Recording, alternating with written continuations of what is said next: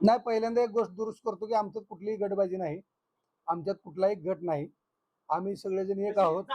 आणि नाही, कसं आहे की प्रत्येक जण आपापल्या काम करत असतो. समजा एखाद्या वार्डात समजा मी लोकेश यादव प्रभाग क्रमांक 17 मध्ये असेल, त्या दिवशी काम करत असेल आणि किरणराज गाडगे 2 नंबर मध्ये काम करत असेल.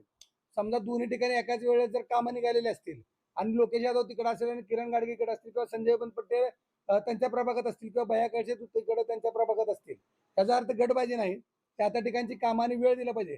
एकाच कामात सगळ्यांनी गुंतून राहणं ह्याच्यापेक्षा सत्तेचं विकेंद्रीकरण करून प्रत्येक ठिकाणी त्या ठिकाणी कामं होणं गरजेचं आहे.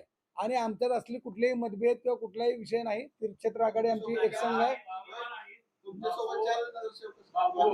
म्हणजे अवघडच आहे बाबा.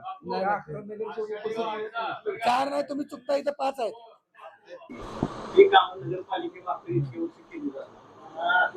आता ती पीडब्ल्यूडी कडे गेलेली आहे, तर अशी चर्चा सत्ताधारी वेगळे, विरोधक वेगळे, नगराध्यक्ष वेगळ्या, उपनगराध्यक्ष त्यांचे बीजेपी विकास आघाडी वेगळी आणि नगराध्यक्षांच्या गटामध्ये परत गट.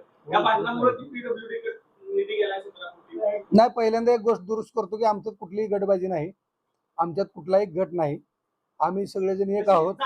आणि नाही, कसं आहे की प्रत्येक जण आपापल्या काम करत असतो. समजा एखाद्या वार्डात समजा मी लोकेश यादव प्रभाग क्रमांक 17 मध्ये असेल, त्या दिवशी काम करत असेल आणि किरणराज गाडगे 2 नंबर मध्ये काम करत असेल.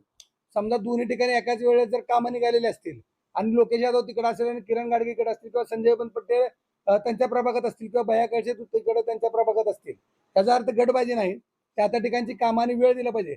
एकाच कामात सगळ्यांनी गुंतून राहणं ह्याच्यापेक्षा सत्तेचं विकेंद्रीकरण करून प्रत्येक ठिकाणी त्या ठिकाणी कामं होणं गरजेचं आहे. आणि आमच्यात असली कुठलेही मतभेद किंवा कुठलाही विषय नाही. तीर्थक्षेत्र आघाडी आमची एक संघ आहे. म्हणजे अवघडच आहे बाबा.